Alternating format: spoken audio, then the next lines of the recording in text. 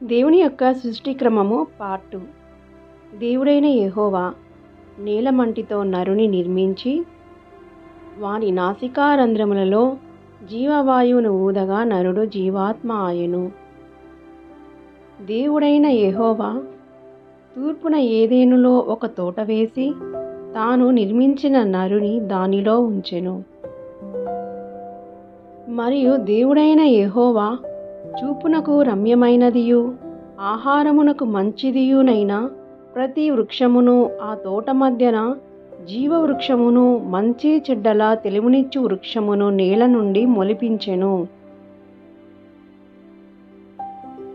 మరియు దేవుడైన యెహోవా నరుని తీసుకొని ఏదెను తోటను సేద్యపరచుటకును దానిని కాచుటకును దానిలో ఉంచెను.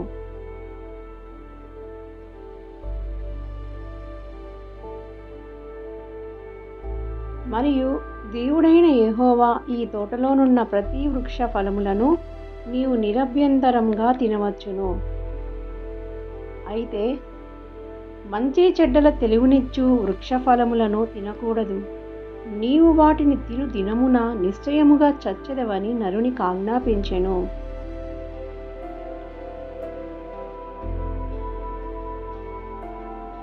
మరియు దేవుడైన యెహోవా నరుడు ఒంటరిగా నుండుట మంచిది కాదు, వానికి సాటి అయిన సహాయము వాని కొరకు చేయుదుననుకొనెను.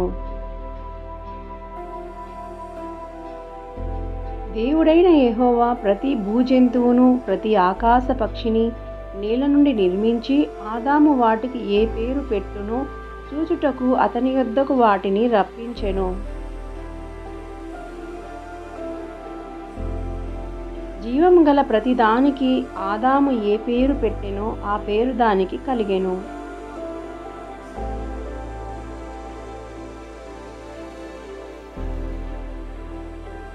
అప్పుడు ఆదాము సమస్త పశువులకును ఆకాశ పక్షులకును సమస్త భూజంతువులకును పేరులు పెట్టెను. అయినను ఆదామునకు సాటి అయిన సహాయము అతనికి లేకపోయెను. అప్పుడు దేవుడైన యెహోవా ఆదామునకు గాఢనిద్ర కలుగచేసి అతడు నిద్రించినప్పుడు అతని ప్రక్కటెముకలలో ఒక దానిని తీసి ఆ చోటును మాంసముతో పూడ్చివేసెను. తరువాత దేవుడైన యెహోవా తాను ఆదాము నుండి తీసిన ప్రక్కటెముకలకును స్త్రీనిగా నిర్మించి ఆమెను ఆదాము నొద్దకు తీసుకొని వచ్చెను. అప్పుడు ఆదాము ఇట్లనెను, నా ఎముకలలో ఒక ఎముక, నా మాంసములో మాంసము, ఇది నరునిలో నుండి తీయబడెను కనుక నారి అనబడును. కాబట్టి పురుషుడు తన తండ్రిని తన తల్లిని విడిచి తన భార్యను హత్తుకొనును, వారు ఏక శరీరమై ఉందురు.